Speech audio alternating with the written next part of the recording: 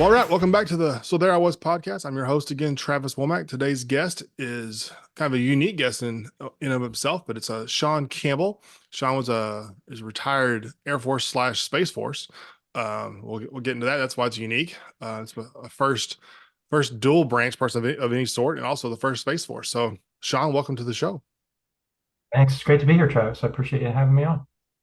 So, kind of a little background for both of us here is that we our careers overlapped a little bit. We were just Mhm. talking about the Pentagon there for a little while, and kind of the creation of Space Force, and then kind of COVID going on, and let's love to chat about the building as we call it, Sure. and just kind of some of the uniqueness um of that and everything. But just let's kind of walk about what I like to do is have everybody kind of just give a little career summary, however Yeah. short or long it is, and we'll go from there.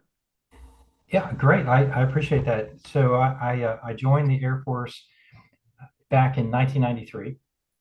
I was a junior in college and I was looking for a way to finish paying for school. So, like yourself, I was an enlisted member first, and then I completed school and then went off to officer training school about 2.5 years later. And then I had a career that I did not expect. I was going to do my my required service time, and I was gonna get out about the 8 year point. We were living in Germany. Both my kids were born at that point. I didn't have any service commitments left, and I thought that at the end of this tour, we're going to move home to the Virginia Beach, Norfolk area of Virginia, and be back home. And here we are, 30 years later.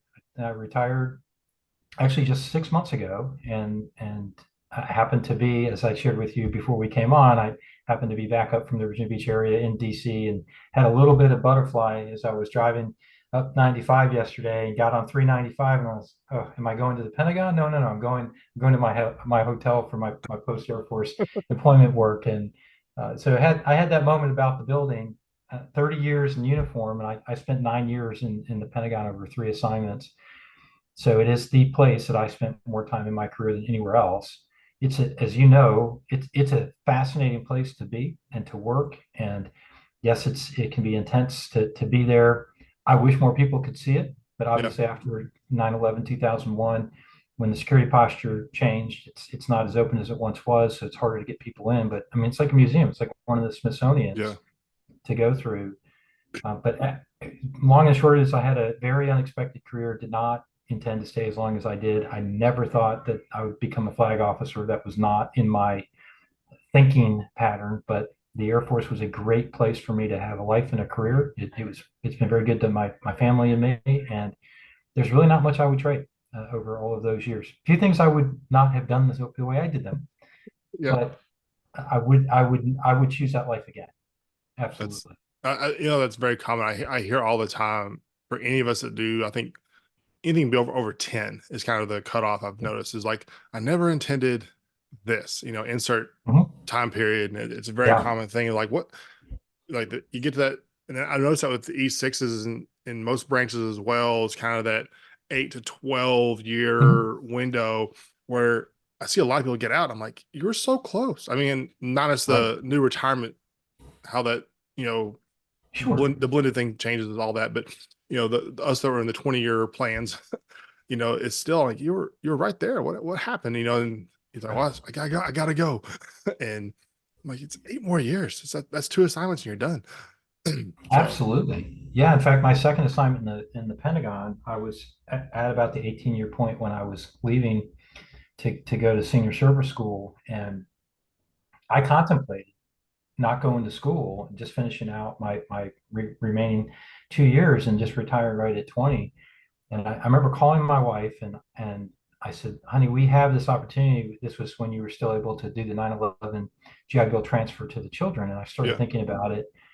I thought, yeah, this is probably a really smart way to use that GI Bill that I earned all those years ago that I'll probably never use. yeah, Let's transfer to the kids.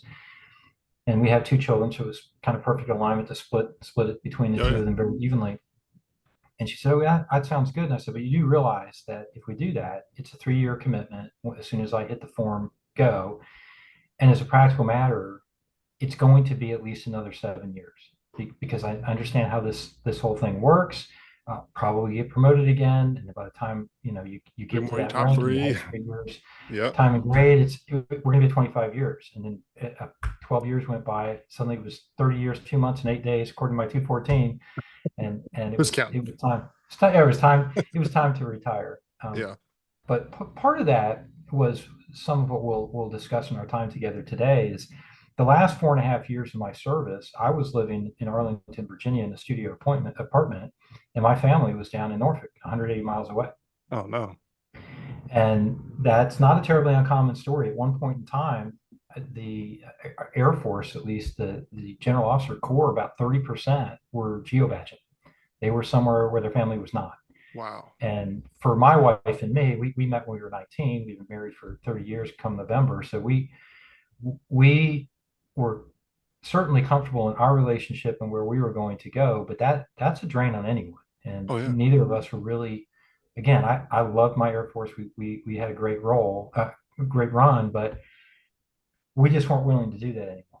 It started to be a real toll on my wife, my family, and me. And as much as I love the Air Force, love the service, still want to be a participant in what we do in national defense, national security, the price was starting to be more than I wanted to pay. Yeah. And I Fair. don't say it with any shame. And I, talked to my boss about it. Said, look, I've paid at this bank for a long time, and the place has been very good to me. It's been very fair to me, but it is time for me to retire. Yeah. So there I was, and I retired, and it was a bittersweet day. Say goodbye Yeah. to all the tradition and the teammates and all of that, and then go on the other side. But as you have experienced yourself after you retired, life is actually really good out Yeah. there in the other side of this world. There's lots of opportunities, lots of Yeah. options, and people like us who've had that experience in the military with 8 years, 10 years, 30 years, we're in demand. Yeah. Private sector Absolutely. really does want us because of the values that we bring and the work ethic we have, and what what many have come to appreciate is how well educated our men and women in the armed services are. Whether you're Yeah. enlisted, warrant officer, very well educated, and Absolutely. outside of some of the professional services like doctors, lawyers, that sort of thing, there is no demographic in the country that is as educated as men and women who wear our uniforms. Absolutely. I used to argue that all the time when I was a recruiter. Yeah. And people, oh, the infantry, they're the dumbest guys out there. I'm like, I was like, we took our entire platoon of like 36 of us, went through all of our ASVAB scores and everything, GT scores. Yep. Our platoon average was 112. Yeah. There were two guys in our whole platoon that didn't have a 110, which is pretty rare, you know. And I Yeah. was like, we were smart guys. Now I have a great picture that I love to look at, and it's like in this picture is a bunch of junior enlisted goofballs, Hmm. having a great time in Iraq. And then I can go through it and be like, there's 6 Green Berets that came out of this picture. There's Right. 13 guys that finished Ranger School. There's a Delta operator. There's the 3 Corps Sergeant Major, and I'm like, you have 5 field grade officers. I'm like, it's just insane to kind of look at one picture and be like, no, they did all right, and it's and I always argue that. I think it's an unfortunate misnomer, whether it's politicians or pundits or whomever who poke fun at men in uniform. You've heard it over time. Some will say, not many, but there are some that will say things like, if you don't do well in school, you're going to wind up in the infantry. You're going to wind up, Right. as a cook in the Air Force or what have you. And then you just aptly describe what they don't appreciate is that so many of those young men and women like you and me, we were just looking for opportunities to find Right. a way to the path that would lead us where we went. And it just happened to be that the military was a place that we could go do that. Yeah. And I argued this quite a bit when you and I were working on talent management initiatives in the building. Just that the biggest thing that people don't appreciate is that why we're having problem recruiting in places like the inner city in Baltimore isn't because there aren't really great, bright young men and women there. It's because our system doesn't allow us to get to them because we make the wrong choice that if you take the Armed Service Vocational Aptitude Battery, it's exactly as it's described. it's an aptitude test, which Yep. evaluates what you know the day you take the test. It does not evaluate your propensity to learn. Right. And what we discovered when we were on the Army and Air Force side of the talent management innovation and task force ledger was what the behavioral science tells us is the people who are most likely to succeed are the people that just need a chance. So if you have side by side two people who take the same ASVAB, one scores really well, one does not score so well. So we take the one who scores well because they're above the QT Mm-hmm. or entrance into the service. We leave that other person to the side. But if we evaluate their propensity to learn and then we connect them to an opportunity, two really interesting things happen. Number one, that young man or woman who scored lower on the aptitude battery actually outperforms, once you give them the opportunity to develop them, the person who scored higher. Right. There's any number of factors there, but that's generally what happens. And number two, that person who originally scored lower is much more apt to be retained Yeah. because you put value into that human being. And so I don't think we have a recruitment problem in the country. I don't say that sort of tongue in cheek. No. We're looking in the wrong places, and we set up conditions that don't allow us to actually tap into the talent that's all across our fruited plain. And so that's a lesson that I certainly learned inside the Pentagon, that Oh it's yeah. okay for us to have this discussion. And then the general counsel gets involved, and people get nervous on well, if you do that, are there biases in tests and things like that? Well, yes, and you have to Yes. sort through that. But let's not be afraid to tackle the things that are out there. And to your point about Delta operators and men and women who do really well, particularly the obviously mostly men that are in the special operational communities, you know this better than me. They're some of the brightest people you will Oh, ever ever see. meet. Oh yeah. Yeah, Just just watch other incredible humans. podcasts. I forget what the guy's name is now. All those.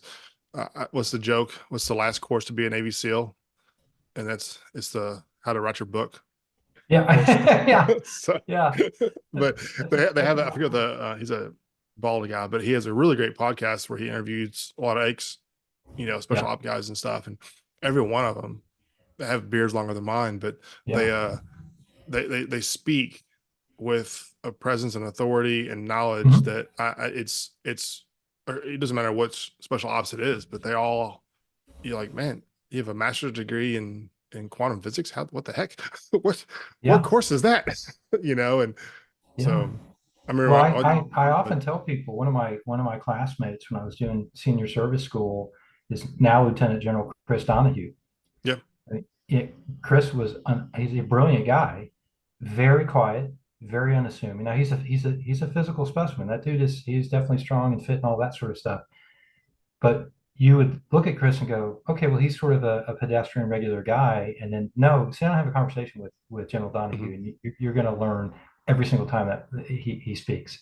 Oh And, yeah, and he speaks with authority. He does not waste a word, that sort of thing. And so just getting people to understand the nature of the men and women who oh wear yeah, the uniform and our civilians who serve. A lot of them are similarly suited. And so yeah, we make some really bad assumptions about people. yeah. There's some jokes I think that have gone on for probably 40, 50 years that have created a stigma and created a mindset of, you know, Marines aren't intelligent, armies is the next, and then, Right. in navies, Air Force is the smart people, all those things, which there's because everyone they only see the plane side of it. Right. It's like, yes, Right. that's the special ops of, I mean, technically of the Air Force is, a very small part of the population. Yeah, you have to have a degree in like aeronautics or almost to do these things. And but Yeah. to fly a B-2 is not, the common man's job, Right. and but 90% of the Air Force is maintenance. So There's a lot. Yeah, it's interesting for me. In fact, I was talking to some colleagues here today, and they asked what aircraft I flew. I said, well, I flew on a lot of aircraft, C-17, C-130. I had a fair amount of time in Black Hawk helicopters, but always in the back. I was in the front flying the thing right, because 80% of the officer corps in the Air Force does not. They're support personnel, they're right, maintainers, they do the other things. So it's helping, frame for people who haven't lived inside our communities to really understand the dynamics of the organization, which I think gets to some of what we were talking about as we were coming in and having this conversation around the misunderstanding about what happens with the human weapon system and the assumptions that the men and women who are suffering the most Yeah. are those that have direct combat experiences. And, you know, Yeah. I've been deployed a couple of times. I spent 3 years in Central Command. I was in and out of the AOR all the time. I often say it this way: the 35 months I was assigned to U.S. Central Command doing logistics, I spent an entire year on the road. I was on temporary duty 34 times in those 35 months. So you can sort of get the Yeah. picture.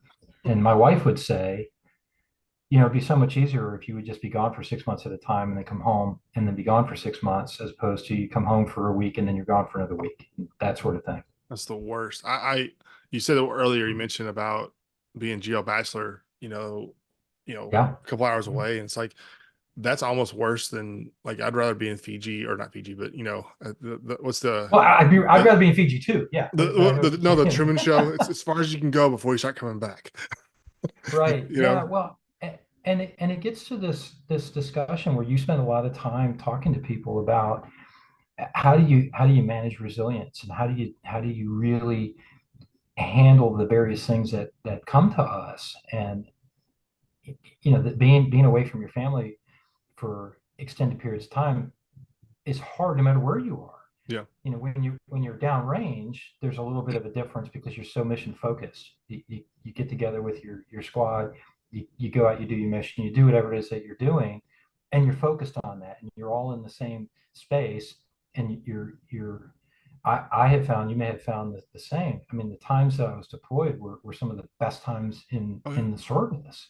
And not that the conditions were great or the other challenges that you face. And I never was engaged in combat. So I want to be clear to anyone listening that that's not the role that I had in my deployments. But you're still all there. You're on point. You're on mission, and the Yeah. camaraderie that we all experience being in those environments together. You know, if it's Tobacco Thursday, I hate cigars, but it was something to do because Right. everybody was hanging out behind whatever tent or building smoking cigars, because that was just something you did together. Yeah. Green bean Uh, coffee. yeah, exactly. A lot of green bean coffee for sure. But you know, I had that experience where I leave the talent management work that we were collectively doing. I get the call to, this is January 20. I'm in the Dallas Fort Worth airport on my way out to the Air Force Academy for a couple of days. I don't recognize the number, but I know the exchange. So, okay, this is somebody calling from Washington, D.C. I probably should answer the phone. And the person on the other end of the phone was Pat Mulcahy, who's a retired uh, Army colonel. It was in the AG, you know, personnel business, later became a senior executive service civilian. She was the first S1 for the brand new U.S. Space Force. And I had an occasion to brief her a couple of times on some of the talent management initiatives that we were collectively working on. And she asked me to come be her deputy and help her build the Space Force. I don't think I can say no. Now, honestly, and she knows this because I've had this conversation with her, where in my head, I was thinking, that sounds like an awful lot of work. And I don't know that I really want to do that. In my heart, though, I was thinking, as you sometimes do, kind of who's like, how cool is that going to be? You know, So this, cool. you know, first new service, and at that Yeah. time, 73 years, and this has never been done before, and this is going to be an amazing experience. And so naturally, that it was not a no. It was a, let's make sure that the Air Force counterpart is okay with this. Which, I'm not an idiot. I knew she'd probably talked to him beforehand, and Yeah. this was not a, are you interested? This was a, this is going to happen. I'm just letting you know. Yeah. Those are the best phone calls. So Sometimes. I asked when she wanted me to start, and she said, well, so again, this is January 2020. She says, immediately. And that's why I can't, ma'am. I have these talent management initiatives. There's some things I need to get over the line before I rotate over, leave the Air Force. I never became a Guardian, but I joined what we called the first cadre in the Space Force. And so, you know, I just have some things I need to finish up. so we kind of bartered through it. She and I agreed to April 1 to start, and then March 2020 happened, and we had the COVID pandemic that spooked the entire planet, and then we went into things that now we can look back and say, well, we made some mistakes along the way, but we didn't know what we didn't know in those days, and so Yeah. Pentagon shuts down, and you know from being in the building, I mean, any given day, there's 25,000 humans in that place. Yeah. And then all of a sudden, we're told you can't have more than Nobody. 5,000 people in the building. Yeah. And how dystopian that becomes. You have this amazing facility, it's enormous. You're in these office spaces where typically there's 100 more people, and you're the only human. Yeah. And so So, you have all of that compounding happening.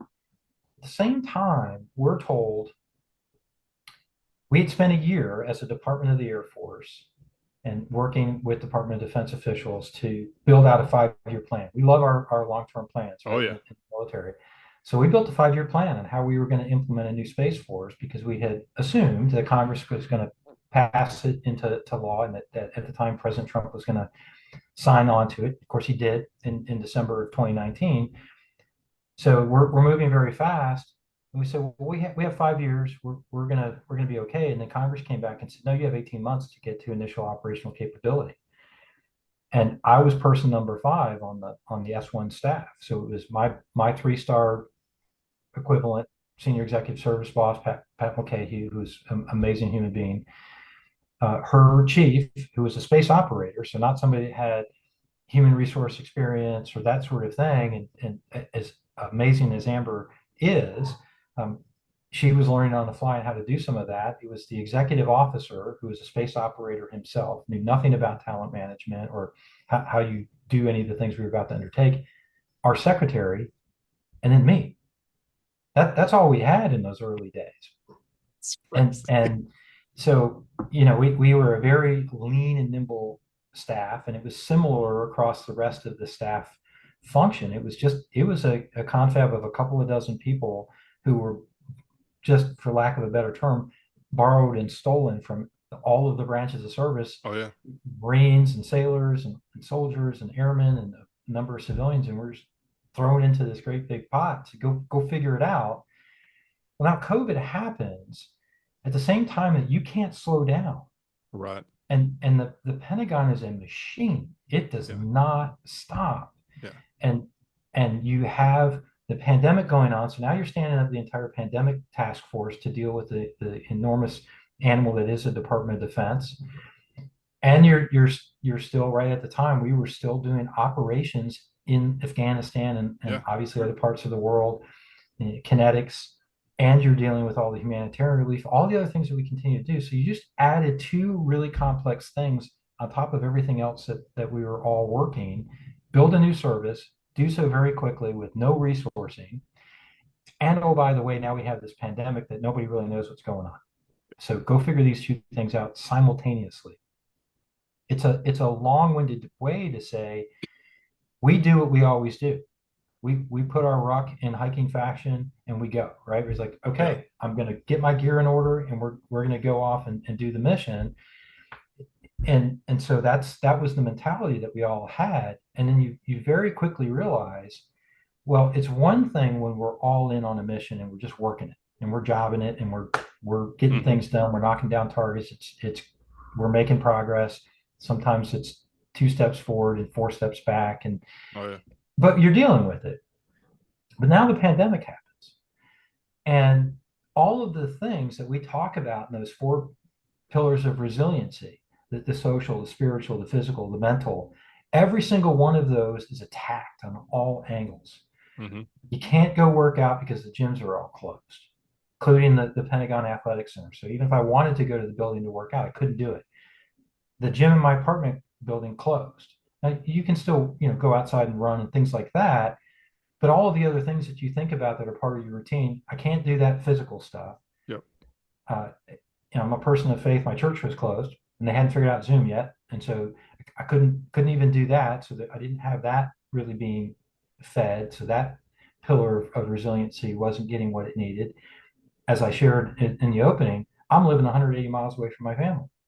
And it wasn't that I didn't have opportunities that I could do some telework from where they were. it was still early. We were trying to figure out how to do that.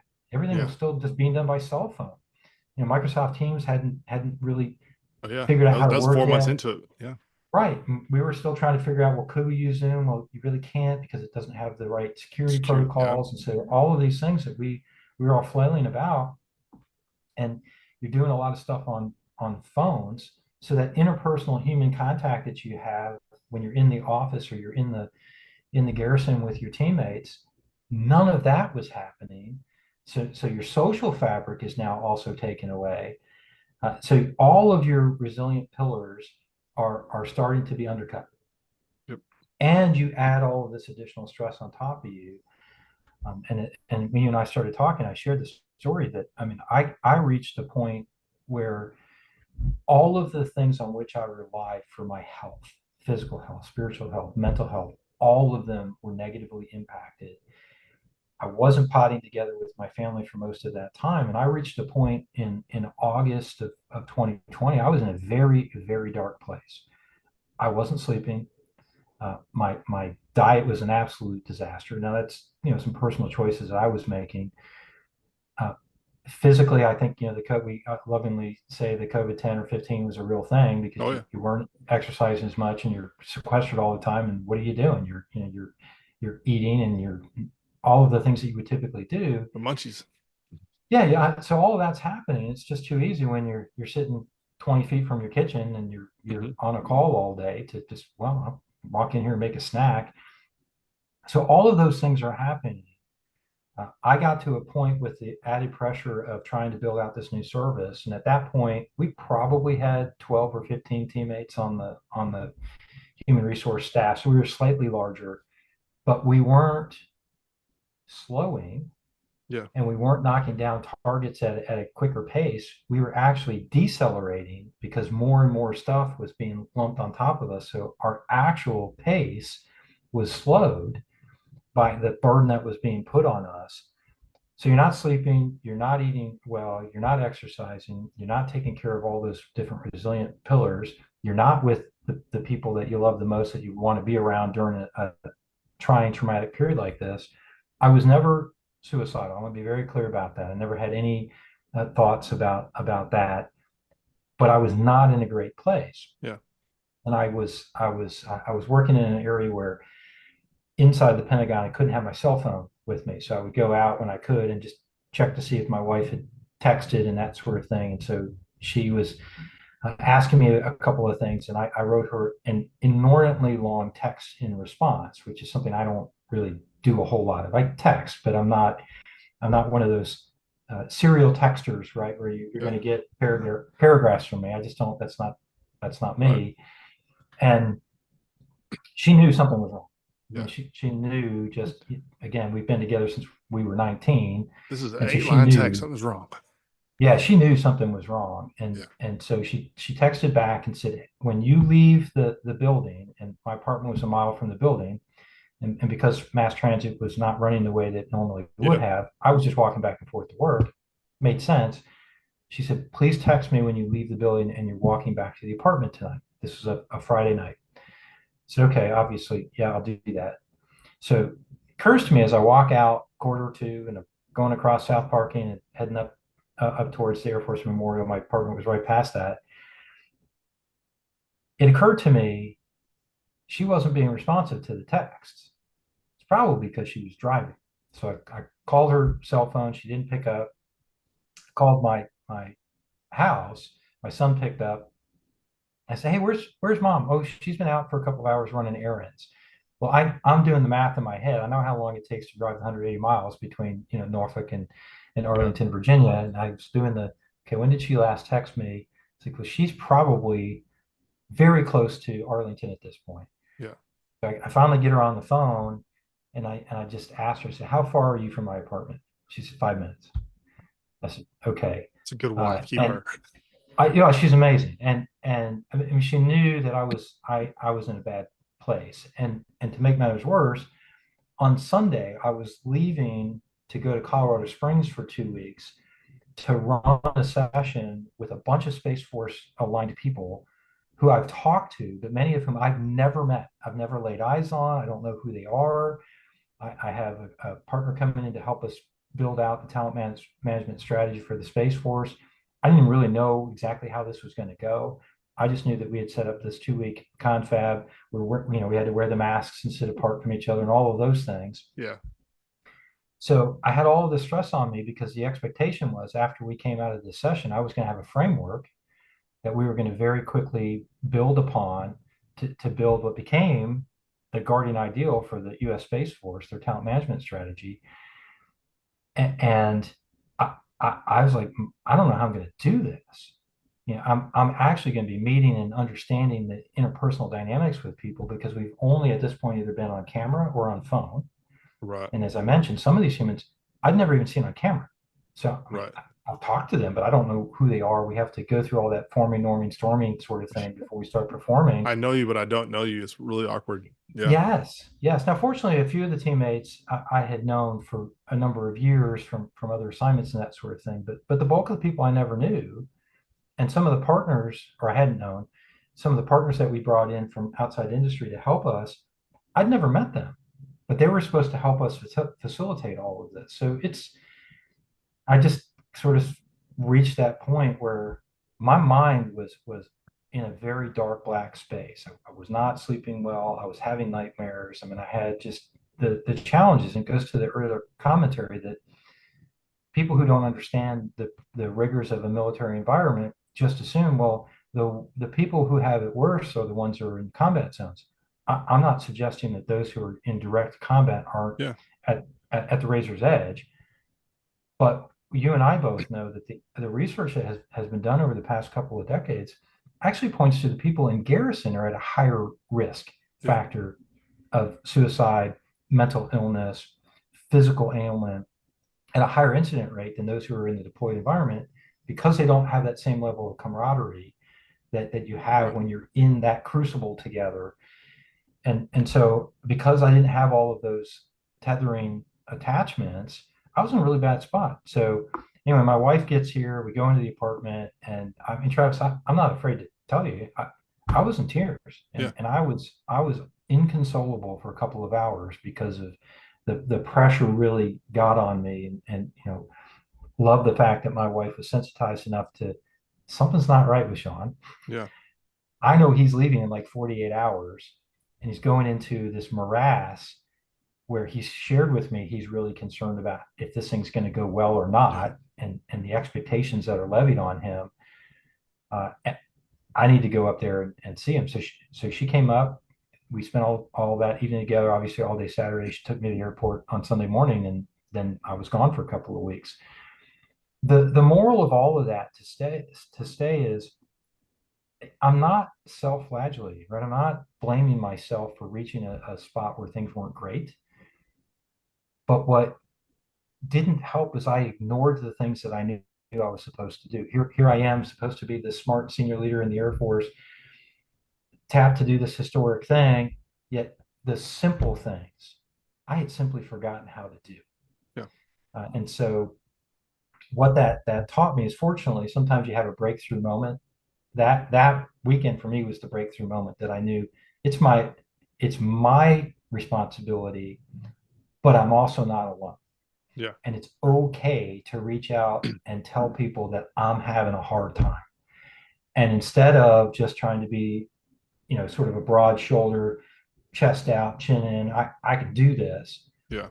I needed to tell people around me, you think I have it all together because I have a smile on my face and my intonation's good when we're on the various calls and things. But the truth of the matter is I'm really struggling and I I'm holding needed it to start together. having those conversations. Yeah. Yeah. So it The was big, really, go go ahead. ahead. I think it- the big takeaway from all that, not to summarize that, but is having that person that, I mean, a loyal and loving spouse is amazing. And, but for people who are single, it's having that person that can like, it's different. Something's off, like, Yes. Travis doesn't, I'm a man of few words in most things in life, so it's like, I'm kind of the same way. It's like, if I send you a text, it's like, you know, oh, it's, here's my soliloquy. It's a big word for me, for the day. Yeah. If I get Shakespearean on you, something's wrong. It's like, that's not Right. neat. If I start summarizing like my affection for you, it's like, whoa, That's right. does that person pick up on this is not normal? Or like they say, hope you're having a good day. It's like, okay, I can't remember what it was I was seeing the other day. I was reading um about, do you have that one person? Like Yes. everybody needs that one person for sure, Mhm. but you can do better if you have three, and like Yeah. life functions better if you have this very, very, very close niche. Doesn't be all guys or gals, or um, doesn't be all military or non-military. It doesn't matter. Just, do you have this hub of people that will go through the battle with you, whatever the battle is, and then if you succeed or fail, we'll be there on the back end. And I think that's a That's very right. hard thing for people to grasp. And the way that you describe that, I really like what I told people after I had my clarity moment. Call it the clarity weekend if you'd like. I mean, it wasn't perfect, come Monday, but what I recognize is exactly that. I said I needed to make sure that I have accountability partners that are checking in with me, and then I know I can say anything I need to say to my wife, but there was fear in me, and she's living 3 hours from me. I have all of these things ongoing that she can intellectually understand, but she's not in the middle of it with me because I'm not coming home at the end of the day, and we're sitting across the dinner table, and doing those kinds of things that you would typically do because of the nature of how we were living at that point in time. And so what I told people afterward is you got to have some accountability partners around Mhm. you, people that you're checking in with, they're checking in with you. How's that going? And really understanding that's okay. And there's no shame in telling people you're struggling. And so when I started to tell people on the staff what I was experiencing, because I knew they were stressed. Oh yeah. Some of those people, like I mentioned, some of them I'd known for years going into that. One of my teammates, we'd known each other for about 20 years at that point. So I knew that gentleman was stressed because we knew each other. So it was easier for me to check in with him. But I was giving him the patina that everything was fine with me. Right. So as much as he and I know one another, he was not picking up on what was going on because I was papering over and not giving any real clues. I was living in a bit of a Mirage. masked way, and and I told the team it was some number of weeks after that cathartic period when Beth came up. It was you guys need to know what's going on with me Yeah. because I'm doing you no good if I'm at the end of my rope all the time and I feel like I am just one small frayed piece of fabric away from this thing snapping. Yeah. You guys need to know what's going on with me. And that was really helpful. And as you know, as a leader, when you open up, and it's not like the old TMI, don't, too much information kind of thing. Yeah. It's really more of a, I'm not telling you this because I'm trying to be some sort of a hero here. And you're like, wow, look at him. How brave is he? No, I was actually a coward for not telling you what was actually Yeah. going on with me. And it's okay for me to tell you, look, some days you need to just walk in here. Now at this point, we're starting to be back in the office a Hmm. couple of days a week. It's okay to come to my office and tell me that you just need to tap out for an hour, Yeah. and we'll figure this out. The work's going to be there when you come back, or hey, I really need to take a day off here because I need the time for me to do what I need to against those four resilience pillars to Yeah. make sure I'm good. And as we all know, if we're not in that, I'll call it fighting form, we're not really all that helpful to the people around us. Oh yeah. Absolutely. I remember So when yeah, I was in company command, which is obviously a completely different level of leadership, about leadership and people's people. And that's right. I I remember very well. So my son is severely autistic. Okay. He's 13, has a maturity level of about a 3-year-old for Hmm. most times, and every now and then he crosses over as teenager, and whatever. But I remember he was, I forgot how old, about 8, I think is what he was, and when I was in command, and I would regularly try to talk to soldiers in company formations afterwards, or, that safety brief at the end of the week or whatever it was, Yes.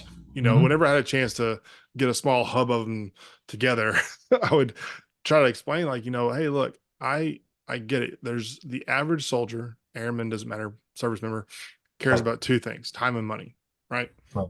When do I go home and how much am I getting paid? That's all we care about. It just changes at the level, right?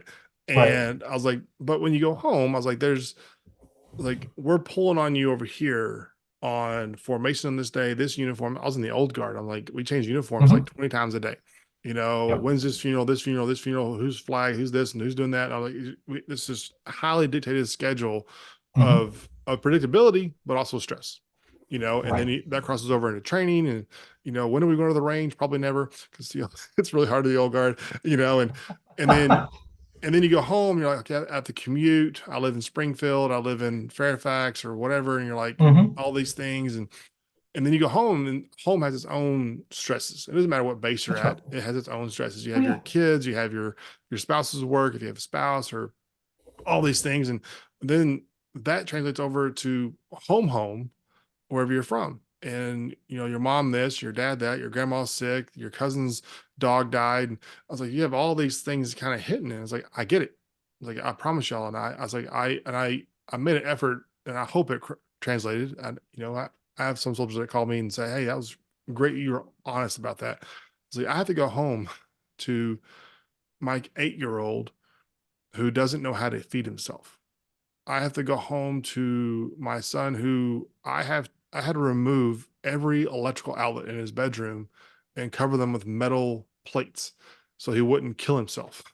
I had to do this to his window, all these things. So if he throws a tantrum, he doesn't hurt himself, you know. And I was like, I get it. You go home to stress. If there's anybody that understands it, I get it. So like, I give y'all free reign to come to my office and say, sir, can I go home early? I was like, if you leaving at 1 o'clock to go take care of your kid who got threw up at school stops the old guard from working, I was like, we have failed. Like, and Yeah. I'll be the first to like take that ass chewing of like, Hmm. where's so and so? I'm like, get through up. If we don't Right. have somebody that we can, go to the bullpen and call on the lefty, is like, then we have failed as an organization. And if That's the right. Army fails, then why are we here?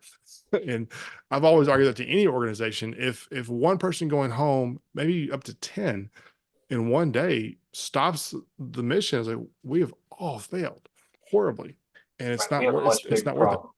That's right. And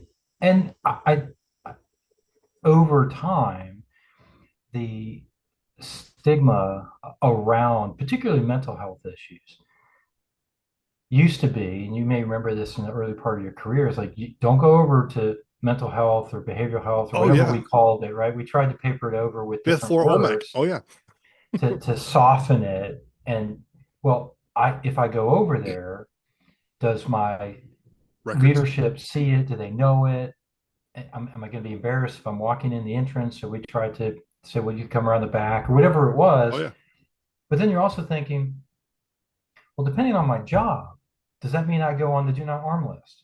Does yep. that mean my security clearance is temporarily Oh yeah, suspended? Does it mean don't that deploy. when my unit deploys, I can't go with them?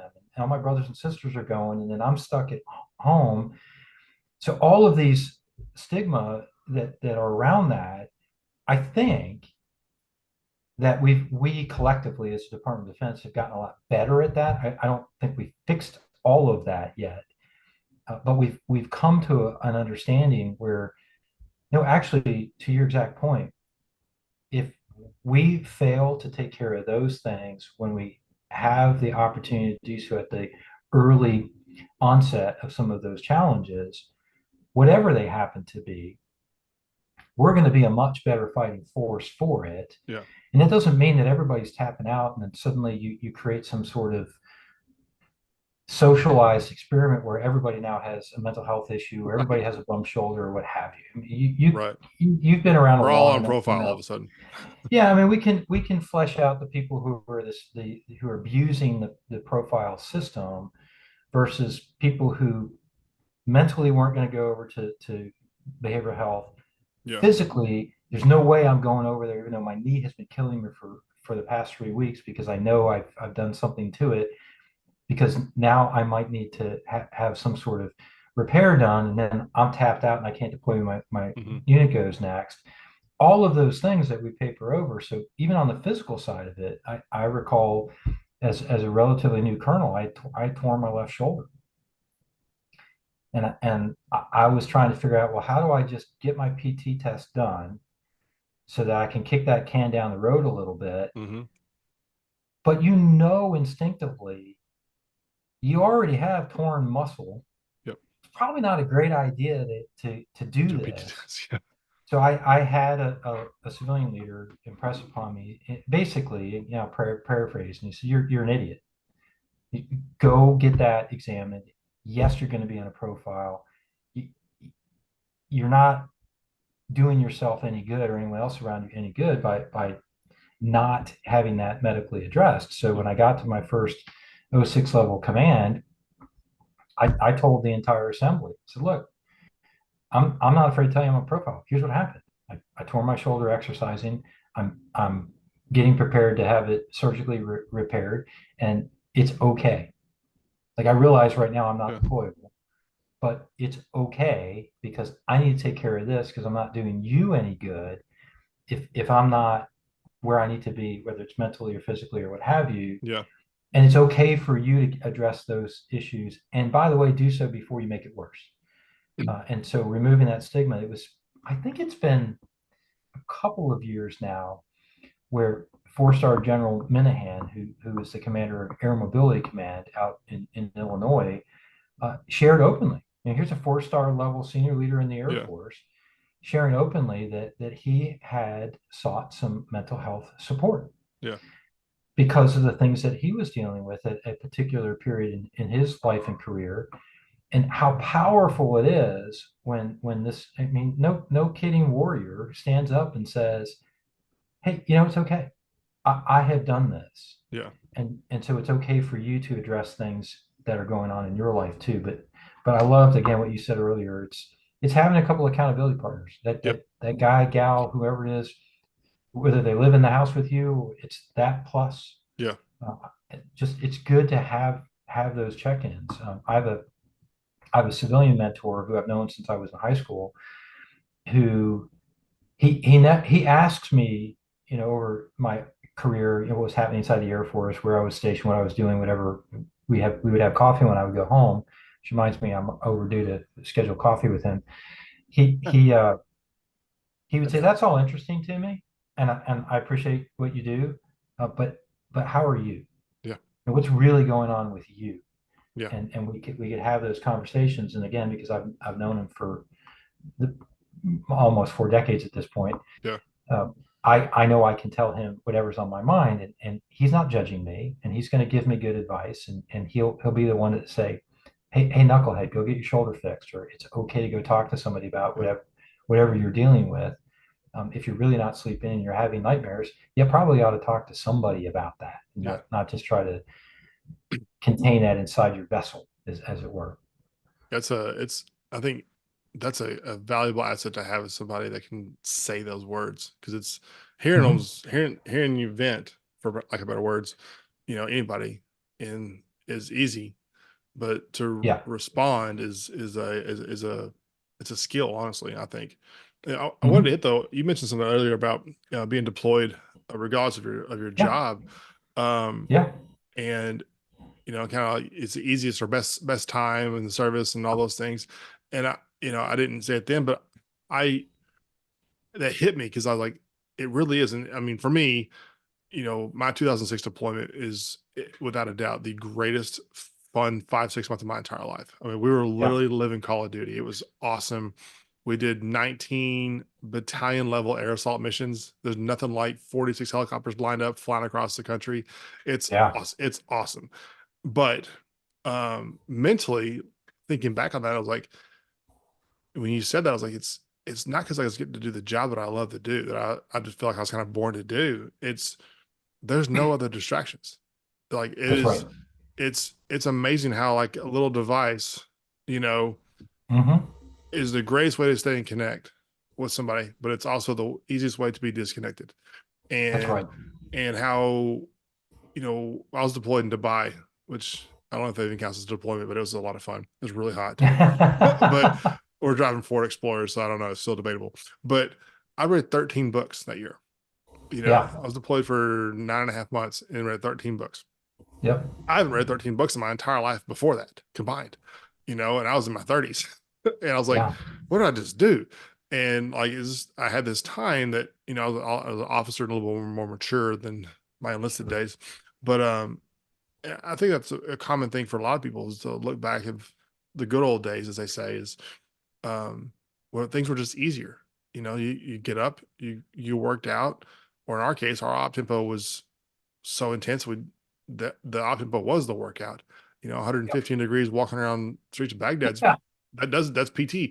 Yeah. And we'd walk 30,000 steps if you count them back then with gear on up and Yes. down the streets of Baghdad. So it was and then we come back and like, okay, let's play poker. I mean, with money. I mean, not with money, with money. And Yeah. um and have some fun, and everybody had their little their blankets, the little cave of blanket over the bunk Yep. beds, Yep. and just kind of like go in your little world and sleep or whatever. And it's like this, it was simple, and it was just eat, Yes. go do missions, eat, play poker, play Xbox. Guitar Hero's brand new thing, and Yeah. it's like this. I think that's the. And we come home, and I always um I use this as an example because I was a part of the original the wrong way to do it crowd, because you have the Afghanistan start, you have the invasion of Iraq, and then you have us. I was in that next little tier of deployment cycles, and it was right after that was when the army at least put massive effort into this redeployment, Yeah. The like reintegration. Yeah. integration part. Because I was like, Yep. I Hmm. remember very well. I boarded a Yep. helicopter on a Monday night going into Tuesday. We flew Hmm. across somewhere in Iraq, landed, got in 3 firefights on between Tuesday and Wednesday. We came back Thursday night.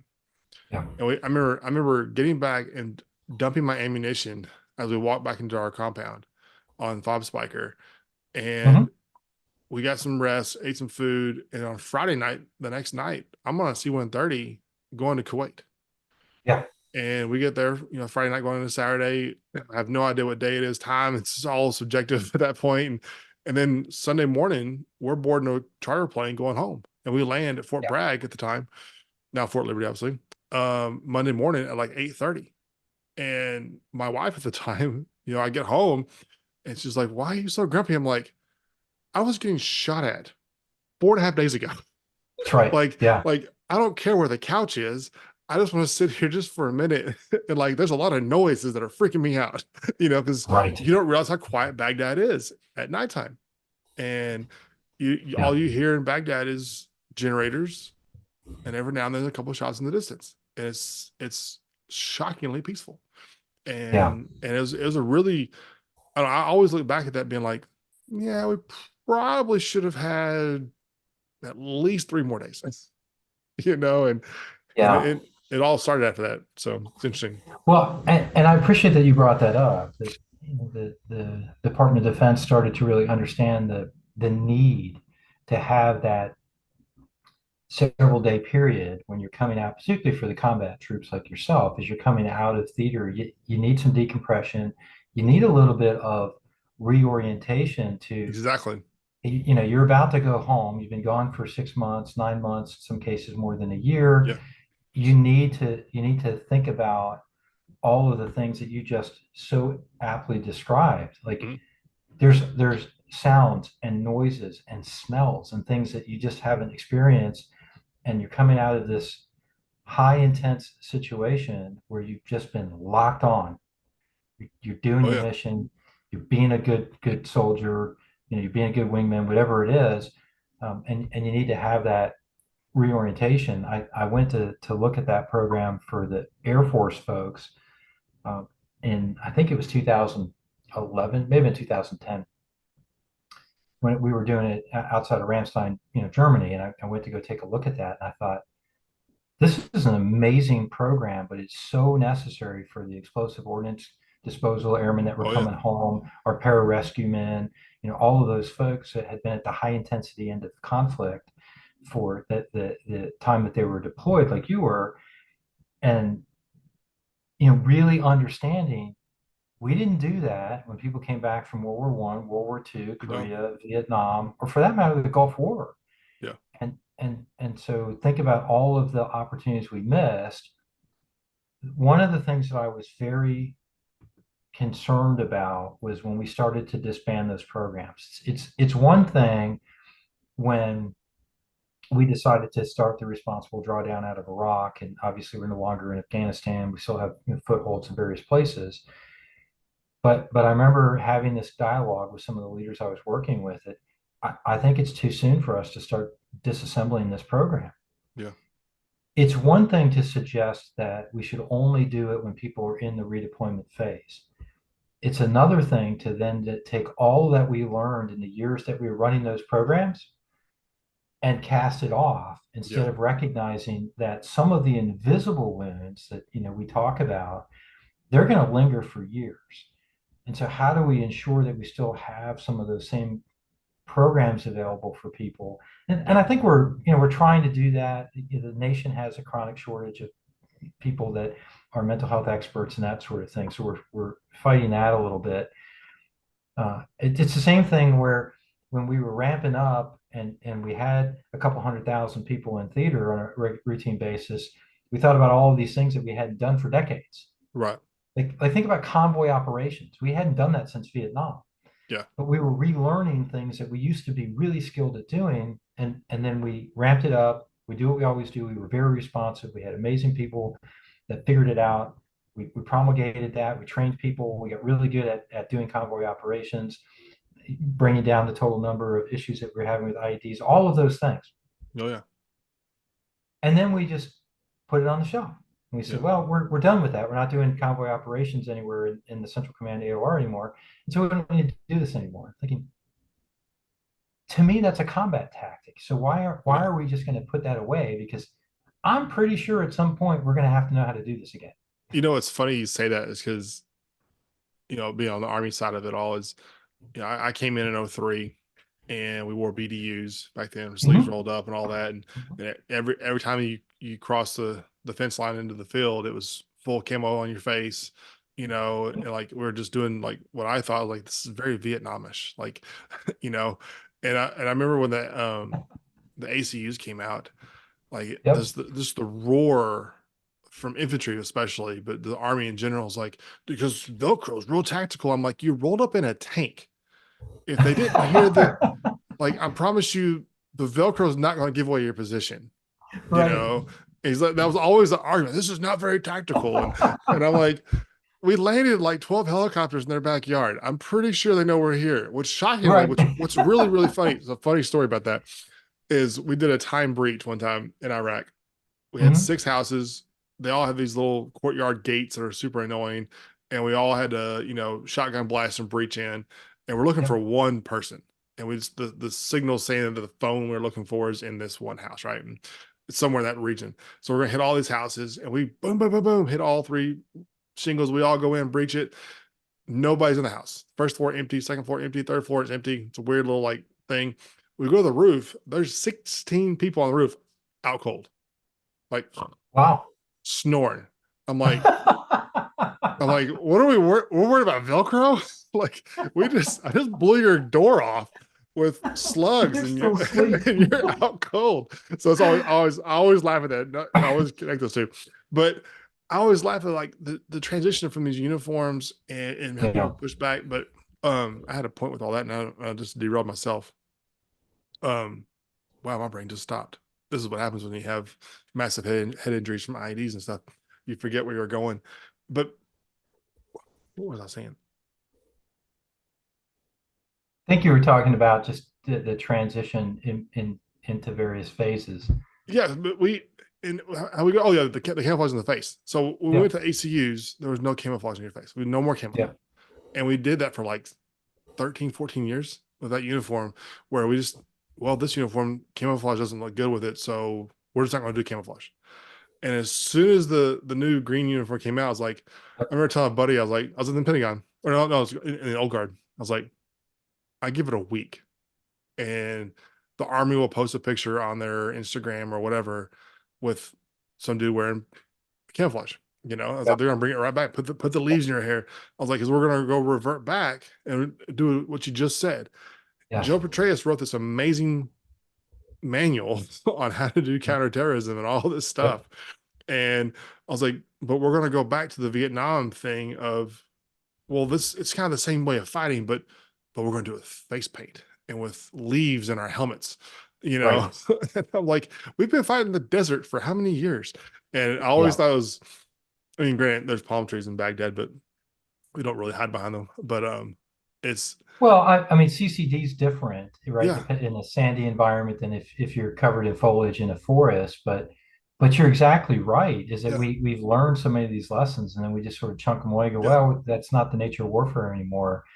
And I'm reminded when you talked about Petraeus writing the tactical handbook on how to do some of these operations. It goes back so much further than that. Oh The yeah, Marine Corps wrote the Small Wars Manual in 1898. yeah. So many of the same tactics that are employable and useful today, we're relearning lessons of 120 years ago, right? So I have to show you this. You'll love this. So this is the Manual of non-commissioned officers and privates of the infantry, 1917. I love it. Yeah. Look at this. It's That's great. not even a finger width. Right. This is the greatest thing I've ever read. And as Yeah. far as you read it, and you're like, it's so incredibly simple. And I was like, Right. today, the Army doctrine program, ADP 1 and 2, all Mhm. those things. And I'm like, it little bitty manuals to, humongous binders. And Yeah. I always joke about being the Pentagon for a couple of years is Yeah. I've learned, excuse my French here, but it's like no one reads shit. It's like, you're in the Oh, building and you're forced to read. You're forced, and you start going through this stuff. And you're right. like the NDA you mentioned. The TMTF for the Army, we Hmm. lived and breathed off the NDA 2019. That was like Yeah. Oh, that's what 100%. Yeah. we functioned off of that Yep. document. And I Yep. remember reading that in depth as a Hmm. captain. I'd be like, there's nobody else. There's no other captains in the Army that, that aren't in this building that have no any idea this even exists. That's right. And I was like, this is, Yeah. how do you communicate? Because I remember talking about, General McGee at the time. Hmm. We were having many discussions on like, we speak on behalf of the Army. Yeah. And so we have to be very careful with our words. Is that, General McConville at the time, has given Hmm. us enormous authority to function and do our job and all these things. But we speak with his authority and, as the Army, because like, they want to get Facebook and Twitter. I'm like, no, no, no, we are not a rogue organization over here posting, this is cool, you should do this. It's like, we work Right. for him. And but within that was a enormous challenge to, how do you tell every single officer coming up, every single captain in the Army, that you have to take the GRE. It was like, how do you communicate that? Do we put it on Right. Twitter? That's not going to work. If we put it on Facebook, that's not No. going to work. Is that going to be? Do we do an Alarak? Because it doesn't. It's not all Army. So it's like this. It was a simple thing of like, yes, we're going to send them all an email. That's what the end result was, obviously. But how do you know they got it? How do we confirm these things and communicate? And and you can do that with a career move, but also what we're talking about before of, here's a resource, a safe resource Yeah.